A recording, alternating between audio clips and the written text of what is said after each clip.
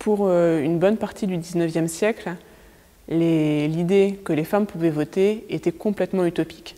Et puis avec la Troisième République, en 1870, les choses vont commencer doucement à évoluer et on va avoir des pionnières comme Hubertine Auclair qui vont réclamer le droit de vote en disant que puisqu'on est en République, les femmes ont les mêmes droits que les hommes. Puis l'idée va progressivement faire son chemin, va sortir du petit noyau féministe dans lequel il était confiné au début. Et dans les années 1900, l'idée va devenir un peu plus respectable. La Première Guerre mondiale va vraiment être une coupure. C'est pas un frein, c'est une coupure et qui fait que dans un certain nombre de pays, les femmes vont avoir accès au droit de vote.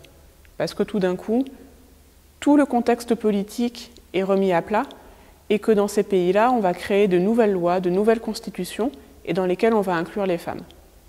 Mais en France, il n'y a pas de nouvelle constitution. On reste sur la Troisième République. Et pourtant, en 1919, la Chambre des députés va voter en faveur du vote des femmes, à une grande majorité. Mais il faudrait encore que le Sénat soit d'accord. Et en 1922, le Sénat va voter contre le vote des femmes.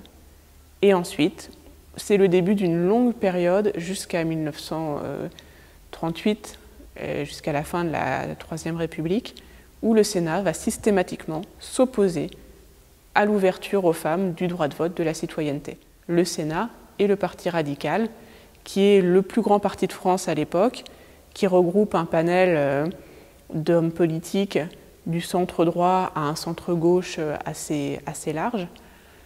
Et ils ont tous en tête cet idéal républicain assez resserré sur lui-même et très très peu ouvert en fait à l'idée qu'on pourrait changer quoi que ce soit, car changer quoi que ce soit mettrait en danger pour eux toute la République. Donc ça fait obstacle et c'est pour ça que c'est aussi long en France et plus long en France que dans bien d'autres pays. Ça s'est bien passé pour plusieurs raisons. D'une part, parce que ça faisait longtemps qu'un certain nombre de femmes attendaient ce droit de vote. Il n'est pas apparu tout seul en 1944.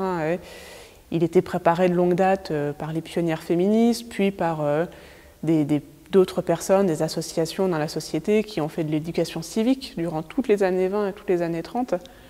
Donc elles étaient prêtes à voter. Donc elles y ont été.